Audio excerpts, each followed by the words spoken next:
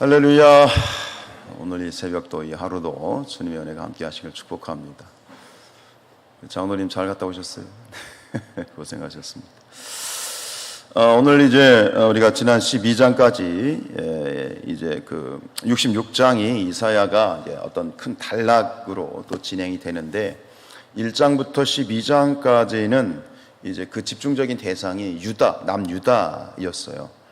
그러니까 하나님의 선민으로 선택받은 자들로서 말씀에 불순종하고 하나님을 거역한 것에 대해서 하나님께서 유다에게 이제 심판을 경고하셨죠.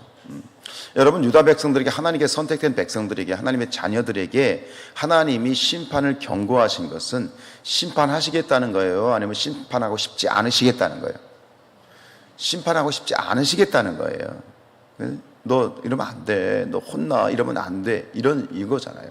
그런데 오늘 이제 13장부터 23장까지는 어떤 이 단락의 내용은 뭐냐면, 이 남유다, 즉 이스라엘 주변에 있는 나라, 우리가 소위 그걸 열방이라고 그러잖아요. 그러니까 이 유다 주변에 있는 나라들에 대한 멸망의 예언이에요. 그런데 몇 개국에 대한 멸망이 소개되냐면 10개 나라에 대한, 물론 여기서 뭐 숫자적인 상징 10을 뭐 상상할 수도 있겠지만 뭐 거기까지는 확대하지 않더라도 주변에 있는 이스라엘의 주변의 그 열방들에 대한 심판이 예언되어져 있는데, 사실 이 예언은 앞에서 남유다에 대한 심판 예언과 성격이 다르죠. 남유다에 대한 심판 예언은 너희들 이러면 안 돼, 너희들 회개해야 돼, 돌이켜야 되라고 하는 그런 측면이었다면, 사실은 이 열방에 대한 심판 예언은 하나님이 작정하신 거예요. 즉 하나님을 믿지 않는 자들, 하나님을 경외하지 않는 자들에 대한 사실 궁극적인 심판의 대상이 되죠. 그러면서 오늘 나와 있죠. 13장 1절에 보면 뭐라고 되어 있어요? 아모스의 아들 이사야가 어느 나라? 바벨론. 가장 먼저 등장하는 나라가 바벨론이에요. 그래서 13장, 14장도 역시 3절에 보면 제목이 뭐예요? 스올로 내려간 바벨론 왕, 이렇게 되어 있고 21절 위에 보면 바벨론을 멸하시리라, 그렇게 되어 있는데, 이제 23절까지, 14장 23절까지도 역시 바벨론에 대한 멸망의 이야기가 2장에 걸쳐서 진행이 되는데, 근데 보세요. 24절 보세요. 14장 24절 뭐가 되어 있어요? 제목이 아수르죠.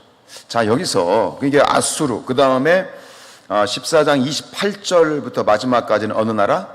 블레셋이죠. 그러니까 이게 보면 가장 먼저 바벨론이 나오고, 그 다음에 아수르가 나오고, 그 다음에 블레셋이 등장하고, 뒤에 보면 쭉 이제 뭐 모압이라든가 이런 어떤 나라들이 10개, 모두 33장까지는 10개 나라에 대한 심판의 이제 언급인데, 여기서 주목해야 될 건 뭐냐면, 이사야가 살던 시대 당대에 가장 강대국은 어떤 나라였습니까? 바벨론이었습니까? 아니면 아수르였습니까? 아수르였습니다.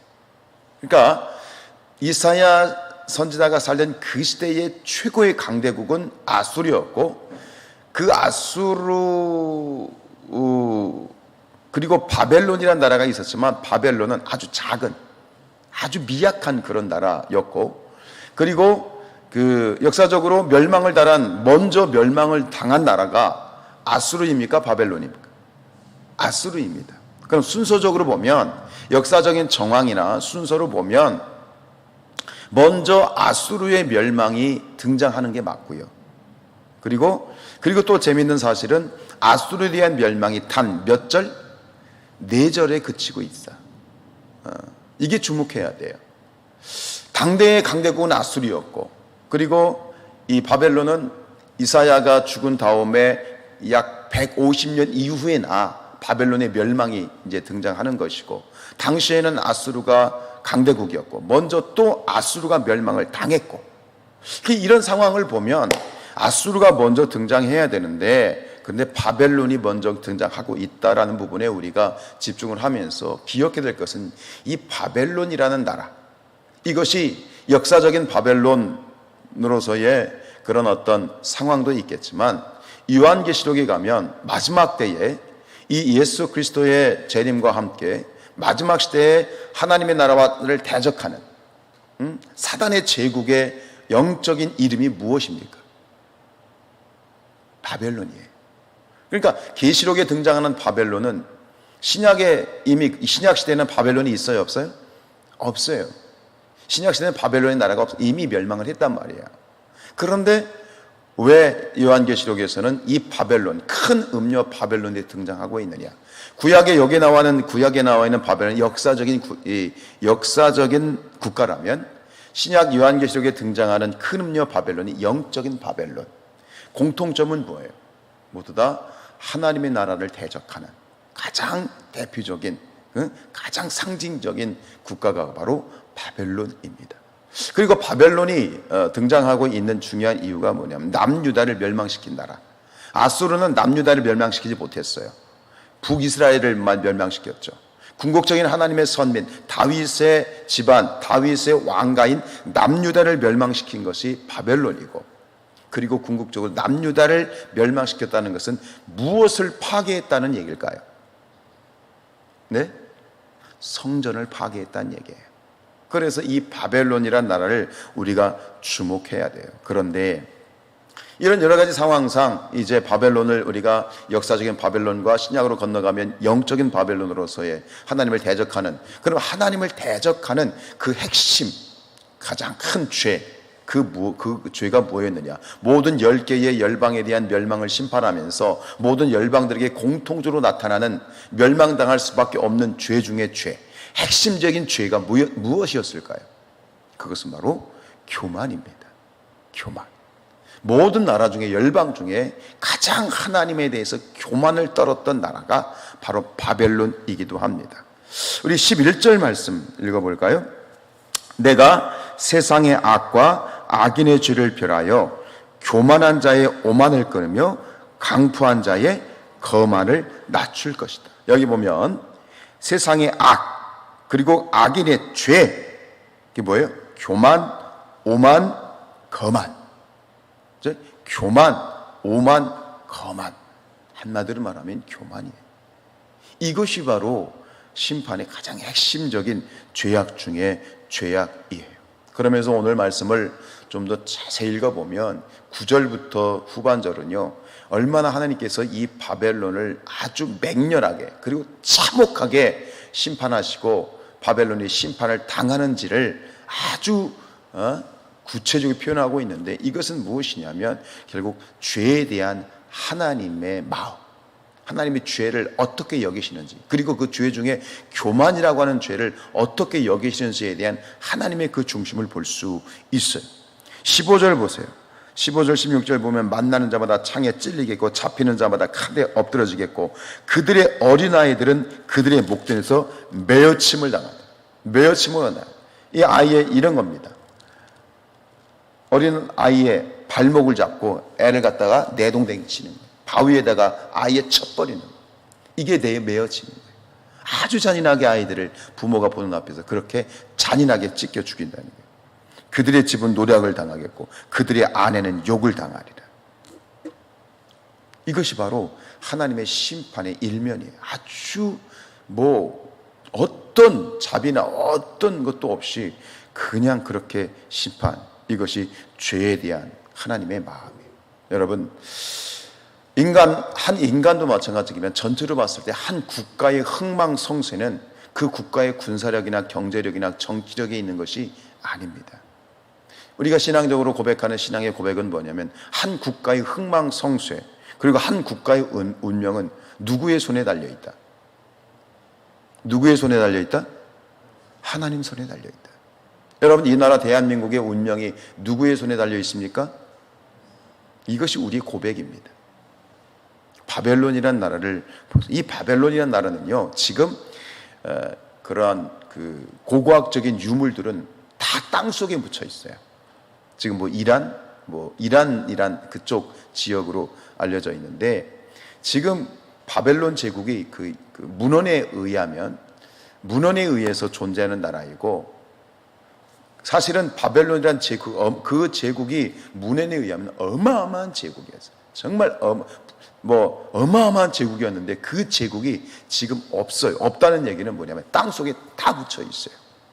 그 역사적인 기록에 봤을 때 여러분 세계 7대 불가사의라는 말 들어보셨죠? 역사에 존재하는 세계 7대 불가사의, 에베소서에 있는 그런 어떤 신전에 이런 몇 가지가 있는데 세계 7대 불가사의 중에 하나가 뭐냐면 바벨론에 관한 이야기예요. 바벨론의 역사에 의하면 공중정원이라는 그런 건축물이 나와요. 정원이 있는데 공중에 떠 있고, 그러니까 그냥 이게 맥없이 공중에 떠 있다는 것이 아니라 그 정원이 높은 곳에, 그러니까 그것이 7대 불가사의 중에 하나에 들어가고요. 그리고 바벨론의 지금 유적 중에 발견된 유적이 뭐냐면 문입니다. 그 문, 아주 그 파란색 그 도자기 같은 걸로 이렇게 되어져 있는 문인데 그 유적이 독일인가 영국의 박물관에 보관되어 있어요. 그러니까 조그만 문 하나가 어마어마한 규모의 어떤 상징이 되고요. 또 한 가지는 뭐냐면 이 바벨론이 성이 있잖아요. 그 성벽을 옛날에는 쌓잖아요. 근데 바벨론을 두르고 있었던 그 성벽의 모양이 어떤 모양이냐면 성벽 두께가 마차 2대가 서로 교차해서 2차선으로 달릴 수 있을 정도의 그런 성벽 두께. 그게 모든 어떤 규모나 문헌에 의하면 이 바벨론은 어마어마한 제국이었어요. 정말 어마어마한 제국이었어요. 당대의 말이죠. 그때 기원 1000에. 근데 이 바벨론이 지금 땅 속에 묻혀 있어요. 흔적이 없어. 땅을 파야 나올까 말까 한 그런 지금 상황이에요. 왜 그럴까요? 하나님의 역사예요. 하나님의 심판이에요.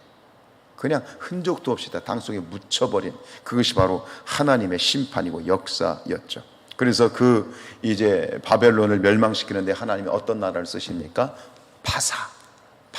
즉 역사적인 이름으로는 페르시아에 의해서 멸망을 당하죠. 우리 17절 보세요. 17절 18절 볼까요? 시작. 금을 기뻐하지 아니하는 메대 사람을 내가 충동하여 그들을 치다. 이 메대, 바로 메대 파사의 이제 전신입니다. 페르시아의 전신입니다. 이 페르시아에 의해서 이 어마어마한, 정말 상상해도 어마어마한 이 바벨론을 멸망시키셨죠. 역사라는 이 역사를 의미하는 영어 단어가 뭡니까? 히스토리죠, 히스토리. 근데 이것을 어떤 분이 기가 막히게 표현을 했어요. 히스토리를 두 개로 나눴어요. 히스 스토리. 히스토리를 히스, 그의 이야기. 그럼 히스, 그는 누굽니까? 하나님의 이야기다. 즉 히스토리는 그분의 이야기인데 이것은 뭐냐? 결국 그 역사는 하나님의 주권 아래 있다라고 하는 그런 뜻으로 이렇게 썼는데, 그것이 이렇게 어원적인 의미는 있는지 모르겠지만 참 기가 막힌 그러한 분석이고 해안인 것 같아요. 여러분, 이것을 모든 한 나라가, 그리고 모든 역사가 하나님의 주권 아래 있다라고 하는 것을 우리가 묵상을 하고 인정을 할 때에 여기서 우리가 무엇을 깨닫게 되냐면 하나님 앞에 겸손해야 되는 거예요. 결론은 겸손인 거예요. 그런데 결국 바벨론과 열방의 그런 멸망의 가장 큰 죄악은 무엇이었느냐? 교만이었던 거죠. 여러분, 한 인생이든 한 나라이든 결국 모든 것은 하나님의 손에 달려있고 하나님의 주권하에 달려있고 하나님께서 경영하시고 하나님께서 이끄시고 하나님의 계획 안에 있음을 우리가 인정해야 될 줄로 믿습니다. 그렇다고 해서 우리가 인간적인 기계적인 숙명론이나 운명론을 이야기하는 게 아니에요. 우리는 인격을 가진 자이고 자유의지를 우리에게 주셨어요. 하나님이 주권하신다는 얘기는 뭐냐면 하나님의 계획이 있다는 얘기예요. 우리나라의 한 국가에 대한, 그리고 개인에 대한 하나님의 기대가 있고 그 기대 속에는 하나님의 어떤 초청이 있는 거예요. 우리 김기성 목사님 말씀하신 것처럼 우리를 성도로 부르셨던 이유는 우리를 함께 하나님의 계획 가운데, 하나님의 섭리 가운데 함께 일하자라고 하는 초청이었어요. 우리를 동참시키시고 우리와 함께 하고자 하는 하나님의 기대와 하나님의 초청이 있는 거예요. 이게 계획이라고 하는 거예요. 사랑하는 여러분들이요, 절대적으로 이러한 어떤 하나님의 주권 가운데 이 주권을 인정하는 성도의 가장 중요한 신앙의 태도, 반드시 기억해야 되는 건 뭐냐면 겸손해야 되는 거예요. 하나님 앞에 겸손해야 돼. 그럼 반대로 우리가 신앙생활하면서 개인이든 국가이든 가장 경계해야 될 죄는 무엇입니까? 뭐라고요? 교만이죠. 가장 경계해야 될 죄는 교만이에요. 교만은 패망의 선봉이고 거만함은 넘어짐의 앞잡이에요. 바벨론이 왜 멸망했다고요? 열방이 왜 멸망했다고요? 교만 때문이에요. 교만. 여러분, 교만은 모든 죄 중에 죄입니다. 마음에 교만이 들어올 때 무슨 일이 생기냐면 눈이 어두워져요.